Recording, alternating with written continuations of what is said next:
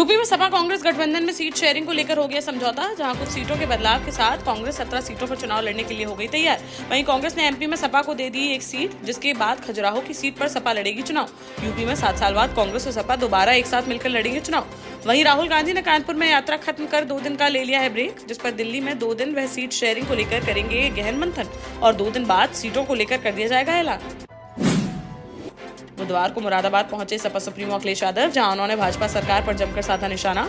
Media से बातचीत में कहा कि भारतीय जनता पार्टी एक दल नहीं बल्कि एक है गिरोह। ये गैंग टाइप काम करती है और करा सकती है कुछ भी। वहीं कांग्रेस से गठबंधन को लेकर बोले कि अंत भला तो सब भला, बहुत जल्द ही सारी चीजें हो जाएंगी साफ। धर्मेंद्र की जगह शिवपाल को टिकट दिए जाने के सवाल पर बोले धर्मेंद्र और चाचा शिवपाल दोनों ही लड़ेंगे चुनाव। बुधवार को कमलनाथ के गढ़ छिंदवाड़ा पहुंचे सीएम मोहन यादव, जहां रोड शो निकालने के बाद एक जनसभा को किया संबोधित, जिसमें उन्होंने कहा कि छिंदवाड़ा में जो हवा बहकर आ रही है वह अपने आप में दे रही है संकेत, जिसकी वह एडवांस में देते हैं बधाई। बोले इस बार हनुमान जी की गदा घूमेगी और भाजपा के पक्ष में विजयी भी कराएगी हासिल, जिसे नहीं रोक सकती कोई ताकत। इस दौरान प्रदेश कांग्रेस कमेटी के महासचिव अज्जू ठाकुर, पांडुर्णा नगर पालिका अध्यक्ष संदीप घाटोड़े समेत 10 कांग्रेस पदाधिकारी, 22 कार्यकर्ता व 16 सरपंचों ने भाजपा का थाम लिया दामन, जिन्हें सीएम मोहन यादव ने पार्टी की सदस्यता कराई ग्रहण। झांसी में बुधवार को बड़ा सड़क हादसा आया सामने, जहां विश्वविद्यालय चौकी के पास यूपी पुलिस के सब इंस्पेक्टर दीपक सेंगर के नाबालिग बेटे 16 वर्षीय शशांक सेंगर की बाइक में तेज रफ्तार ट्रक ने मार दी जोरदार टक्कर, जिससे उसकी मौके पर ही हो गई दर्दनाक मौत। बुधवार सुबह पेपर देने स्कूल जा रहा था शशांक, तभी श्रीजी हॉस्पिटल के मोड़ पर हो गया है हादसा। पुलिस ने शव को पोस्टमार्टम के लिए भेजकर ट्रक चालक पर कार्रवाई की शुरू। ग्वालियर चंबल अंचल में 2 दिवसीय दौरे पर बुधवार को ग्वालियर पहुंचे कांग्रेस के पूर्व सीएम दिग्विजय सिंह, जहां मीडिया से बातचीत में उन्होंने कहा कि वह नहीं लड़ेंगे लोकसभा का चुनाव। उनका राज्यसभा का 2.5 साल का बचा हुआ है कार्यकाल। साथ ही ज्योतिरादित्य सिंधिया के सामने खड़े होने के सवाल पर बोले कि कांग्रेस के पास है कई उम्मीदवार, हर बार की तरह युवाओं को दिया जाएगा टिकट। वहीं किसान आंदोलन पर कहा कि किसानों को मोदी गारंटी पर नहीं है भरोसा, यही कारण है कि किसान आंदोलन करने पर है विवश।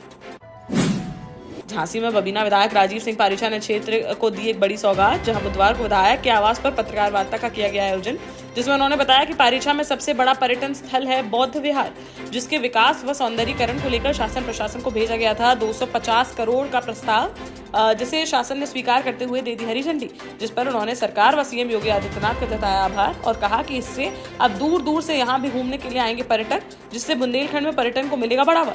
इस मौके पर राज्य मंत्री हरगोविंद कुशवाहा और कुमार कश्यप समेत अन्य गणमान्य लोग रहे मौजूद। बुधवार को भोपाल के प्रदेश कांग्रेस कार्यालय में पीसीसी चीफ जीतू पटवारी ने प्रेस कॉन्फ्रेंस का किया आयोजन, जिसमें उन्होंने शिवराज सिंह चौहान और सीएम मोहन यादव पर जमकर साधा निशाना। कहा कि शिवराज भैया गए, अब आपका भाई है जीतू पटवारी। 18 सालों में शिवराज सिंह चौहान ने बोले 30,000 रजिस्टर्ड झूठ। बोले शिवराज झूठ और बेरोजगारी के थे मामा, अब मोहन भैया 2 महीने में कर्ज और क्राइम के हो गए हैं काका। ग्वालियर से बड़ा कांड आया सामने, जहां बीती रात पुरानी छावनी जलालपुर पहाड़ी में रहने वाले नगर निगम के आउटसोर्स ड्राइवर ने अपनी पत्नी की फावड़ा मारकर कर दी हत्या।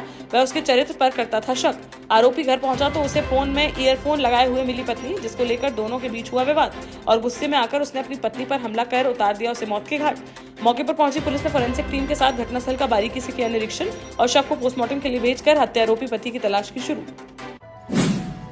जालौन में गुरुवार से यूपी बोर्ड की हाई स्कूल व इंटर की परीक्षा हो रही है शुरू, जिसको लेकर शिक्षा विभाग के साथ साथ प्रशासनिक अधिकारी पूरी तरीके से है मुस्तैद।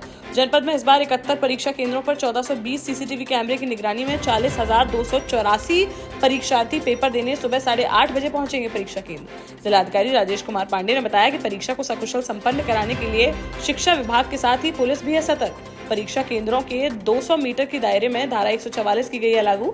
9 मार्च तक चलने वाली परीक्षाओं को लेकर सभी अधिकारियों को किया गया है निर्देशित। झांसी के बबीना में बीती रात भेड़ व ऊंट लेकर जा रहे लोगों को बजरंग दल के कार्यकर्ताओं ने रोका और पशु तस्करी का आरोप लगाते हुए पुलिस से की शिकायत, जिस पर मौके पर पहुंची पुलिस ने 27 ऊंट और सैकड़ों भेड़ किए बरामद। साथ ही मौके से 5 लोगों को किया गया गिरफ्तार, जिनका कहना है कि राजस्थान से सभी पशुओं को चराने के लिए ले जाया जा रहा था जालौन। वहीं पुलिस का कहना है कि ऊंट है प्रतिबंधित पशु, जिसे राजस्थान से नहीं ले जाया जा सकता है बाहर, जिस पर सभी 5 लोगों के खिलाफ पशु क्रूरता अधिनियम के तहत मामला दर्ज कर कार्रवाई की गई शुरू।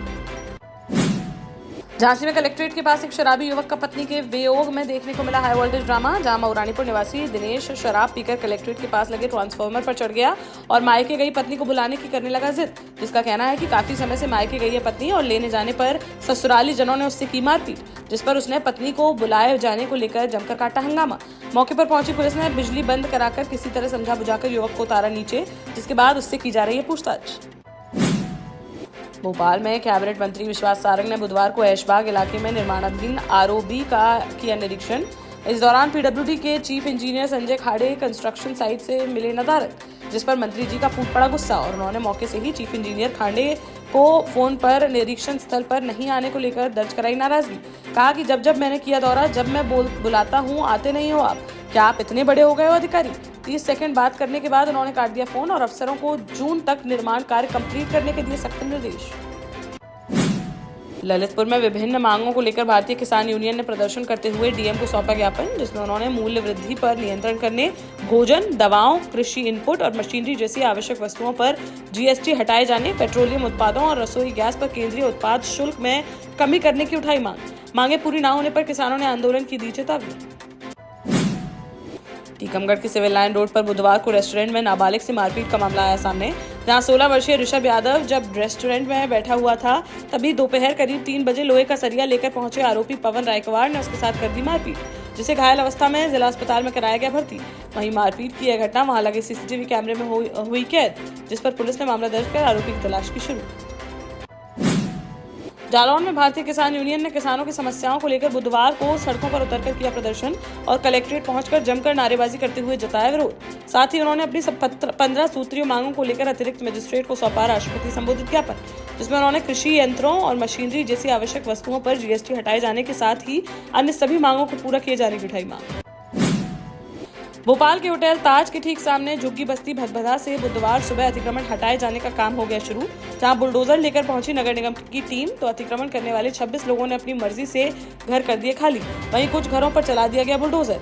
एनजीटी के आदेश के बाद भदभदा बस्ती से हटाए जाने हैं 386 अतिक्रमण किए हुए घर। कलेक्टर कौशलेंद्र विक्रम सिंह ने बताया कि लोगों को मंगलवार तक की दी गई थी मोहलत, कुछ ने कर दिया खाली लेकिन नहीं हटे कुछ लोग, जिस पर की जा रही है बुलडोजर की कार्रवाई। मौके पर पुलिस के सैकड़ों जवान रहे मौजूद। देश का जाना माना सैनफिन ग्रुप आपके लिए फिर लाया है झांसी में वास्तु के हिसाब से फ्लोर प्लान सहित एक शानदार टाउनशिप, जिसमें सुरक्षा की दृष्टि से सीसीटीवी, एक ही ग्रैंड गेट से एंट्री और एग्जिट, चौड़ी सड़कें, parking, car wash area, senior citizen and international fountain parks, swimming pool, gym, badminton, tennis आदि courts, school, hospital, shopping mart आदि कई सुविधाएं। इसीलिए तो हम झांसी में लोगों की पहली पसंद। 12 साल पहले अपने स्टार्टअप के साथ ही योग्य नेतृत्व, अनुभवी टीम और सक्षम सेंट्रलाइज और उत्तरदायी प्रबंधन के बल पर सबको घर गुणवत्ता के साथ समय पर घर की योजना के तहत सैनफिन समूह ने बहुत ही कम समय में 1500 से ज्यादा यूनिट्स को दिया है कब्जा। समय पर डिलीवरी से हमारे ग्राहकों में बड़ा है विश्वास और मिली है संतुष्टि। सैनफिन समूह ने बहुत कम समय में सैनफिन Ashok city, green homes residency, green homes city, सैनफिन Ashok valley, Delhi public school, सैनफिन शाखा, केन सैनफिन अस्पताल सहित कई अन्य परियोजनाओं के साथ नई झांसी के निर्माण में स्थापित किया है एक बड़ा मुकाम। तो आप भी आज ही आइए अपने परिवार के साथ और कीजिए अपने सपने साकार।